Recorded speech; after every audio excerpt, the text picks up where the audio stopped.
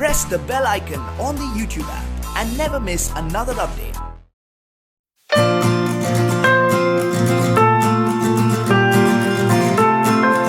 नमस्कार, फिनिक्स एज्युकेअरमध्ये तुमचं स्वागत आहे.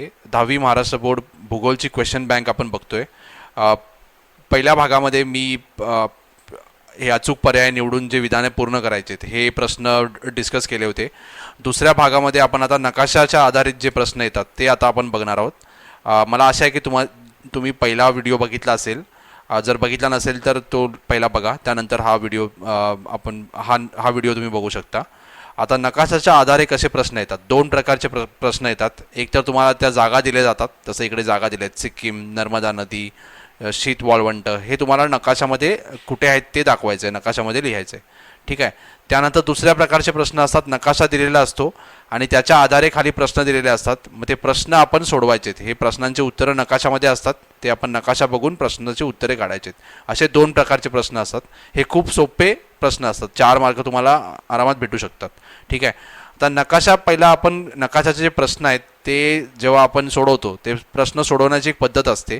ती पद्धत कशी असते पहिला आपण बघूया. आता कोणताही नकाशा जर तुम्ही बघितला तर हा नकाशा आहे आणि समजा हा नकाशा आहे आणि नकाशाची इथे सूची दिलेली असते. जेव्हा आपण प्रश्न सोडवतो तेव्हा आपण सूचीचा उपयोग आपल्याला करायचा असतो. सूची आपण देतो. सूची म्हणजे काय, या नकाशामध्ये आपण काय काय मार्किंग करतोय ते ह्या सूचीमध्ये लिहायचं असतं. तुम्हाला एक मी उदाहरण दाखवतो.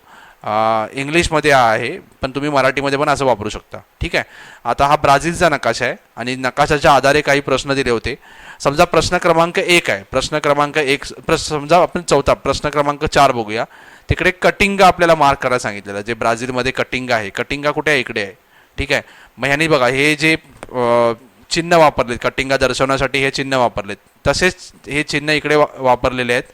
मग हा चिन्ह प्रश्न क्रमांक 4 आहे म्हणून इकडे 4 नंबर दिला आहे. म्हणजे मला समजायचं असेल की हा भाग कोणता आहे, तर मी काय करणार, असं हे चिन्ह दर्शवणार, चिन्हाने ह्याला मार्क करणार आणि इकडे खाली सूचीमध्ये, सूचीला इंग्लिशमध्ये इंडेक्स बोलतात, इकडे सूची बनवणार आणि सूचीमध्ये लिहिणार की ह्या चिन्हाचा अर्थ आहे कटिंगा, 4थ्या क्रमांक म्हणजे कटिंगा. असं तुम्हाला द्यायचं आहे. म्हणजे वेगवेगळे आपण चिन्ह वापरू शकतो. वेगवेगळ्या जागा दर्शवण्यासाठी वेगवेगळे चिन्ह आपल्याला आपण वापरू शकतो. काही चिन्ह हे फिक्स असतात, ते तुम्हाला मी नंतर सांगेन. पण असे तुम्ही तुम्हाला असा सोडवायचा आहे. नकाशाच्या आधारे जो प्रश्न असतो तो असा सोडवायचा. नकाशा दिलेला असतो आणि सूची काढायची असते. सूची जर तुम्ही नाही काढली तर तुम्हाला मार्क भेटणार नाही. ठीक आहे. आता आपण प्रश्न सोडवूया.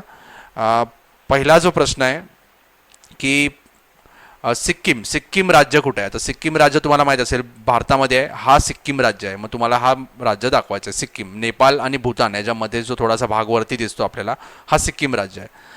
त्यानंतर दुसरा आहे नर्मदा नदी. आता नर्मदा नदी भारतामध्ये कुठे आहे. नर्मदा नदी जर तुम्हाला बघायचं असेल तर 3ऱ्या धड्यामध्ये नकाशामध्ये दिलेला आहे. नद्यांबद्दल जो नकाशा आहे त्यामध्ये तुम्हाला नर्मदा नदी भेटेल. नर्मदा नदी ही मध्य प्रदेशमध्ये आहे. मध्य प्रदेश आणि गुजरातच्या जवळ आहे. म्हणजे तुम्हाला एवढं जरी लक्षात असेल तर तुम्ही नर्मदा नदी काढू शकता. मग नर्मदा नदीचा प्रवाह बघा, अमरकंटकपासून सुरुवात होते नर्मदाची आणि ह्या दिशेने वाहत जाते. इकडे तुम्हाला दाखवायचं की इकडे समुद्राला मिळते. मग ही नर्मदा नदी अमरकंटकपासून चालू होते आणि अशी वाहत जाते, अरबी समुद्रात मिळते. त्यानंतर शीत वाळवंट. शीत वाळवंट म्हणजे काय, शीत म्हणजे काय, थंड वाळवंट. 2 प्रकारचे वाळवंट आहेत भारतामध्ये. एक आहे उष्णता तिकडे जास्त असते, जसं वाळवंट राजस्थानचं वाळवंट, आणि दुसरं आहे शीत वाळवंट. तर शीत वाळवंट भारतामध्ये कुठे आहे बघूया आपण. शीत वाळवंट आहे लडाखमध्ये. जो लडाखचा जो भाग आहे, जसा भारताचा जो उत्तरेकडील भाग आहे, ठीक आहे, इकडे तुम्हाला दिसेल बघा, हा शीत वाळवंट आहे. हा लडाखचा भाग आहे. लडाख जे केंद्रशासित प्रदेश आहे याला शीत वाळवंट आपण म्हणतो. त्यानंतर एकशिंगी गेंडा भारतामध्ये कुठे भेटतो. एकशिंगी गेंडा कुठे असतो, तो असतो आसाममध्ये. आसाममध्ये काझीरंगा अभयारण्य आहे, त्या ठिकाणी तुम्हाला भेटेल. तर इकडे तुम्ही मार्क करू शकता, इकडे आसाम आहे. त्यानंतर दक्षिण भारतातील लोकसंख्येचे जास्त घनता असलेलं राज्य. आता दक्षिण भारत बनले, जास्त घनता असलेलं राज्य दक्षिण भारतात कुठे आहे हे आपल्याला दाखवायचं आहे. ठीक आहे. तर आपण बघूया कुठल्या धड्यात तुम्हाला दिसेल. 6वा धडा आहे, त्यामध्ये तुम्हाला इकडे नकाशा दिलेला आहे. आता उत्तर भारतात जर बघितलं तर भरपूर आहेत. पंजाब, हरियाणा, उत्तर प्रदेश, बिहार, पश्चिम बंगाल हे आहेत. पण आपल्याला काय विचार आहे दक्षिण भारतात. तर दक्षिण भारतात 2 राज्य आहेत जिकडे घनता जास्त आहे. एक आहे तमिळनाडू, दुसरा आहे केरळ. यापैकी तुम्ही कोणताही एक मार्क करू शकता. त्यानंतर प्रश्न आहे मुंबई प्रमुख बंदर.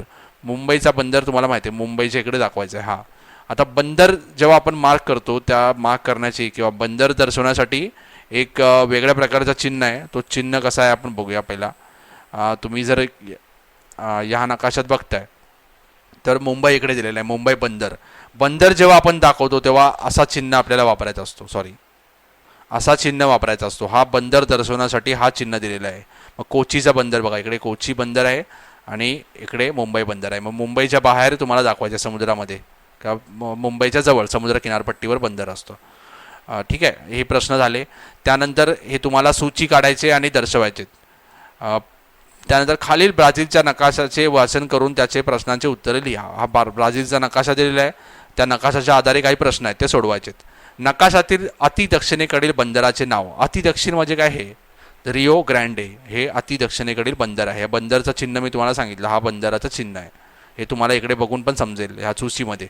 ही बघा कशी सूची काढलेली आहे, तशीच तुम्हाला जेव्हा प्रश्न तुम्ही हे वरचे सोडवता तशी तुम्हाला अशी सूची काढायची. त्यानंतर नकाशातील प्रमुख रस्त्याचे नाव. आता प्रमुख रस्ता कुठला आहे? हा रस्ता बघा, हा कलरचा रस्ता आहे, ते प्रमुख रस्ते दिलेला आहे. प्रमुख रस्ता कुठला आहे? ज्याचं नाव आहे बघा, ट्रान्स ॲमेझॉनास मार्ग. हा प्रमुख रस्ता आहे. हा ब्राझिलिया, त्यानंतर मनाओस, त्यानंतर हे जे शहर आहे त्याला जोडतो. हा ट्रान्स ॲमेझॉनास मार्ग. ब्राझिलियातून मॅनॉसला जाण्यासाठी कोणते वाहतुकीचे मार्ग वापर करू शकतो? आता ब्राझिलियातून मला जायचं आहे मॅनॉसला, तर कोणता पर्याय वापरू शकतो मी? रोडने जाऊ शकतो, ट्रान्स ॲमेझॉनास मार्गाने जाऊ शकतो. विमानाने जाऊ शकतो का? नाही जाऊ शकत, कारण इकडे विमानतळ मॅनॉसच्या इकडे तर आपल्याला विमानतळ या नकाशामध्ये तर दिसत नाही आहे, तर विमानाने नाही जाऊ शकत.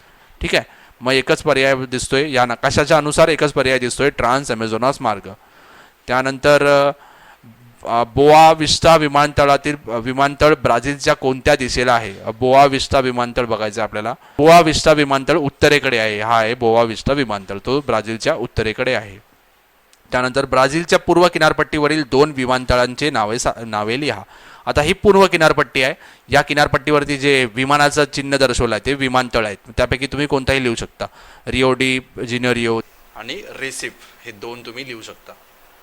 त्यानंतर ब्राझीलच्या नकाशा आराखड्यातील माहिती भरा व सूची तयार करा. तर सूची पण तयार करायची, नकाशा पण भरायचा आहे. आता पेंटनाल.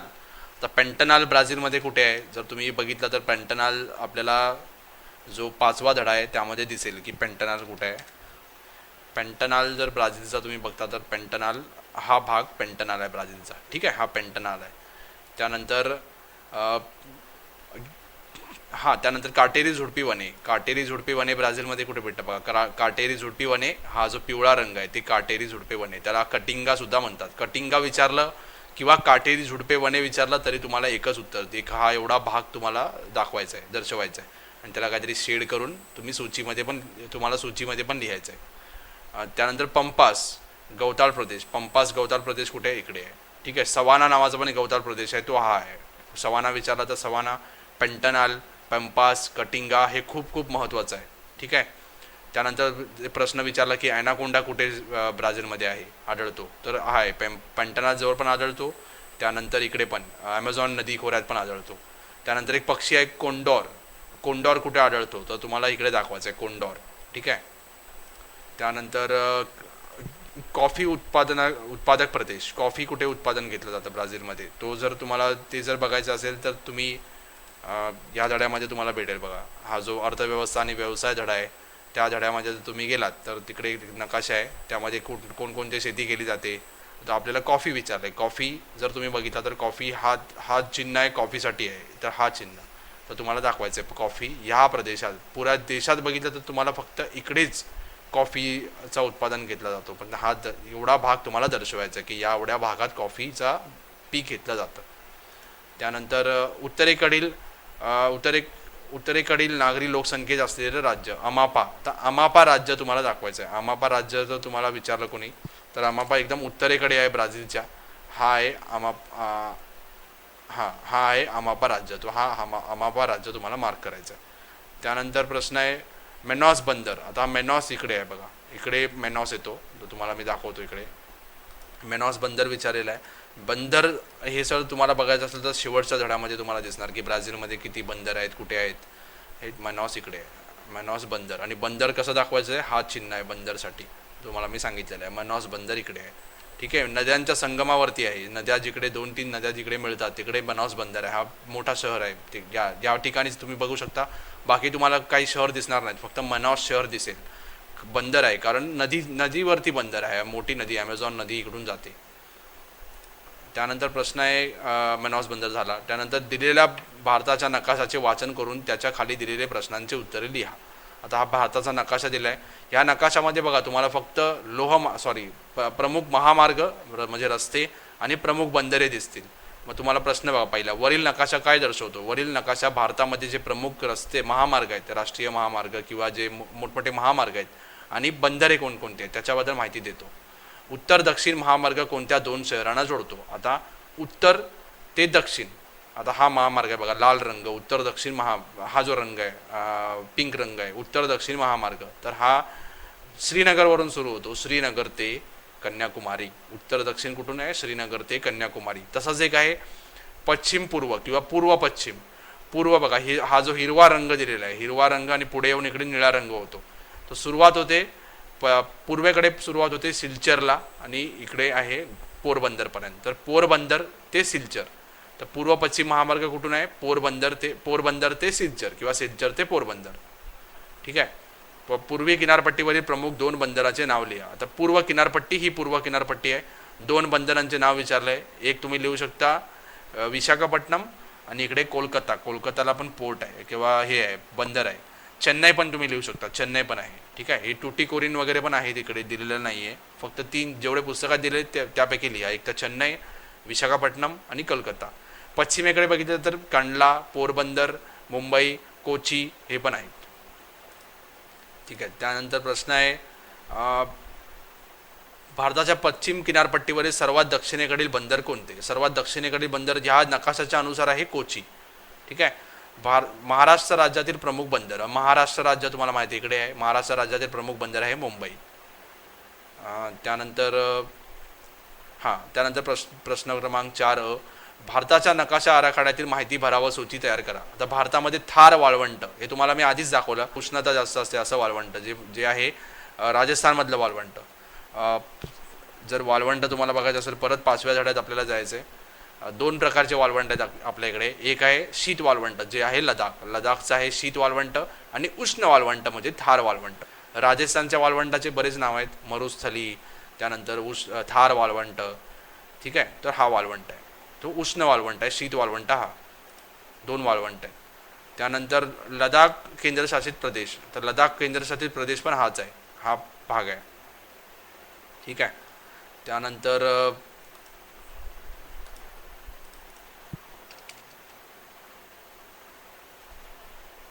बघा इकडे दिलेला आहे लडाख केंद्रशासित प्रदेश, तो हा तुम्हाला जागा दाखवायची. ठीक आहे. त्यानंतर 0 ते 20% नागरी लोकसंख्या असलेल्या पूर्वीकडील राज्य. तर 0 ते 20 नागरी संख्या असलेल्या लोकसंख्येत असलेला राज्य म्हणजे ओडिसा. ओडिसा जो राज्य आहे त्या राज्यात लोकसंख्येचं नागरीकरण खूप कमी झालेलं आहे. तर याचं उत्तर आहे ओडिसा. आता ओडिसा कुठे आहे? तर ओडिसा हे ओडिसा. ठीक आहे. बिहार वगैरे पण आहे, पण बिहार आपण पूर्वेकडे नाही म्हणू शकत, ओडिसा पूर्वेकडे, तर उत्तर आहे ओडिसा. त्यानंतर भारताच्या अति उत्तरेकडील सफरचंद उत्पादक राज्य. तर सफरचंद उत्पादक काय 2 आहेत, एक आहे हिमाचल प्रदेश, त्यानंतर काश्मीर पण आहे सफरचंद उत्पादक. त्यापैकी तुम्ही कोणताही एक मार्क करू शकता. पण इकडे राज्य विचारलं आहे, तर कारण काश्मीर आता एक काय केंद्रशासित प्रदेश आहे, तर तुम्ही हिमाचल प्रदेश पण लिहू शकता. काश्मीरमध्ये पण तुम्हाला सफरचंद भेटते. चेन्नई बंदर, तो आपल्याला चेन्नई बंदर विचारलं आहे, पण चेन्नई जिकडे आहे हे चेन्नई आहे. चेन्नई बंदर आपल्याला विचारलं आहे, तर चेन्नई बंदर तुम्हाला मी नकाशामध्ये दाखवतो.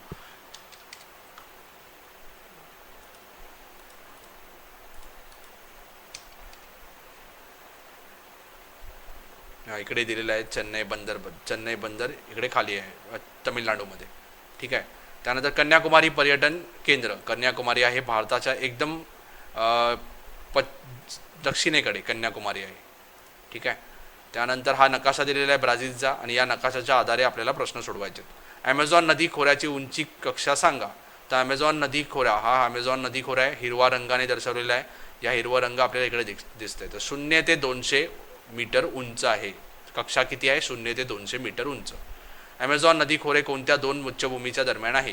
तर 2 उच्चभूमी आहेत, एक आहे गियाना उच्चभूमी, एक आहे ब्राझीलची उच्चभूमी. तर 2 उच्चभूमींच्या मध्ये आहे ॲमेझॉन नदी खोरे. तर उत्तर आहे गियाना उच्चभूमी आणि ब्राझीलची उच्चभूमी.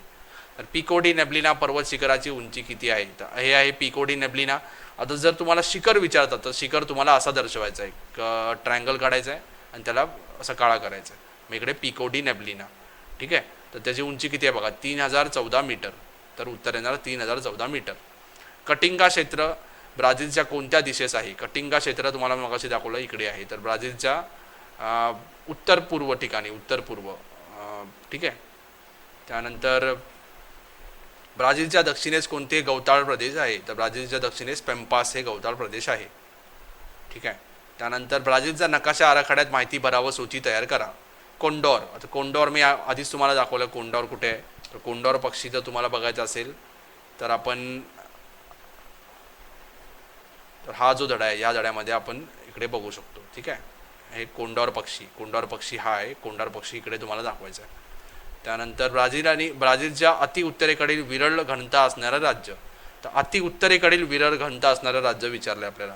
ठीक आहे, तर आपण जर ह्या धड्यात गेलो तर अति उत्तरेकडील, तर भारतामध्ये ब्राझीलमधचं विचारलं आहे, तर ब्राझीलच्या अति उत्तरेकडील तुम्ही अमापा किंवा रोरायमा हे लिहू शकतात. रोरायमा लिहा, अति उत्तरेकडील विरळ लोकसंख्या इकडे. ठीक आहे, दाट लोकसंख्या तुम्हाला इकडे दिसेल, so polo, Rio D Janeiro इकडे दिसेल, किंवा ब्राझिलिया जे राजधानी आहे ब्राझीलची. त्यानंतर ब्राझीलच्या अति दक्षिणेकडील सोयाबीन उत्पादक राज्य. जर ब्राझीलच्या अति दक्षिणेकडील, तर त्याचं उत्तर आहे रिओ ग्रँडे डो सुल. त्याचं उत्तर आहे रिओ ग्रँडे डो सुल. ठीक आहे, हा बघा इकडे सोयाबीन अति दक्षिणेकडील विचारलेलं आहे, तर अति दक्षिणेकडील हे, तर त्या राज्याचं नाव आपण बघितलं, तर राज्याचं नाव आहे रिओ ग्रँडे डो सुल. ठीक आहे, तर हा राज्य तुम्हाला मार्क करायचं, इकडे दिलेलं आहे बघा राज्य, रिओ ग्रँडे डो सुल.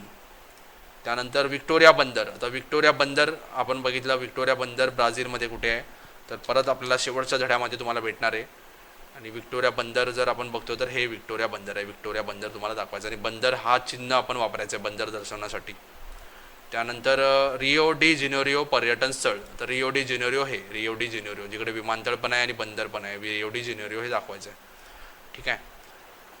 त्यानंतर परत ब्राझिलिया विमानतळ. आता जिकडे ब्राझिलिया आहे तेच आपल्याला दाखवायचं, त्याच्या बाजूला विमानाचं चिन्ह काढायचं, म्हणजे हे विमानतळ. त्यानंतर भारताचा नकाशा दिलेला आहे आणि या नकाशाच्या आधारे आपल्याला काही प्रश्न विचारले, ते प्रश्न बघूया. विंध्य पर्वत कोणत्या नद्या खोऱ्यांचं जलविभाजक आहे? आता इकडे आहे विंध्य पर्वत.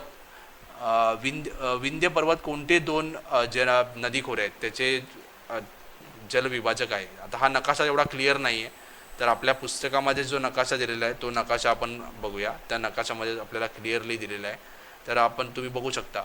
हा सातपुडा पर्वत आहे, सातपुडाच्या वरती विंध्य पर्वत आहे. हा विंध्य पर्वत इकडे दिलेला नाही आहे, हा इकडे विंध्य पर्वत आहे. व विंध्य पर्वताच्या उत्तरेकडे आहे गंगा नदी आणि त्याच्या ज्या उपनद्या आहेत त्या सगळ्या आहेत, आणि खाली दक्षिणेकडे आपण बघू शकतो नर्मदा. प्रश्न काय बघा की विंध्य पर्वत कोणत्या नदी खोऱ्यांचा जलविभाजक आहे? तर उत्तर आहे विंध्य पर्वत हे गंगा नदी खोरे आणि नर्मदा नदी खोरे याच्यामध्ये हा जलविभाजक आहे. ठीक आहे. त्यानंतर प्रश्न आहे द्वीपकल्पावरील दक्षिण वाहिनी नदीचे नाव काय आहे? आता हे आहे द्वीपकल्प. ठीक आहे. दक्षिण वाहिनी, दक्षिण म्हणजे दक्षिणेकडे जी वाहणारी नदी आहे. आता ह्या नकाशामध्ये क्लिअरली दिलेलं नाही आहे, तर आपल्याकडे जो नद्यांचा नकाशा आहे त्या नकाशामध्ये जर आपण बघूया तर तिकडे उत्तर दिसेल तुम्हाला. ठीक आहे. तर आता काय विचारले, द्वीपकल्पामध्ये दक्षिण वाहिनी, दक्षिणेकडे वाहणारी नदी.